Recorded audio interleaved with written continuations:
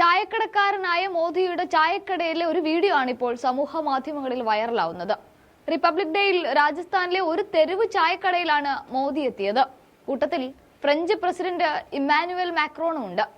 Republic ദിനാഘോഷത്തിൽ മുഖ്യാതിഥിയായി പങ്കെടുക്കാൻ എത്തിയതായിരുന്നു അദ്ദേഹം.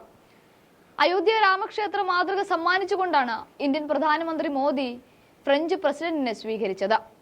ലോക ശ്രദ്ധയിലേക്ക് തന്നെ രാമക്ഷേത്രത്തെ കൊണ്ടുവരിക എന്നുള്ളതാണ് മോദിയുടെ ഒരു ആഗ്രഹവും ചിന്തയും ഒക്കെ. അതുകൊണ്ടുകൂടിയാണ് രാജ്യത്തെ പ്രതിനിധീകരിക്കുന്ന ഒന്നായിട്ട് അയോധ്യ രൂപത്തെ തന്നെ സമ്മാനമായി നൽകിയത്.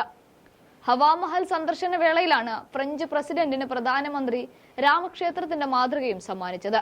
കരകൗശല വിൽപ്പന കേന്ദ്രത്തിൽ പ്രധാനമന്ത്രി മാക്രോണിന് UPI ഇടപാടുകളെ കുറിച്ച് വിശദീകരിക്കുന്നതും ഒരുമിച്ച് ചായ കുടിക്കുന്നതുമായ ദൃശ്യങ്ങൾ സമൂഹ മാധ്യമങ്ങളിൽ വൈറലാവുകയാണ്. മാക്രോൺ UPI ഇടപാട് നടത്തുന്നതും ദൃശ്യങ്ങളിൽ കാണാൻ സാധിക്കും.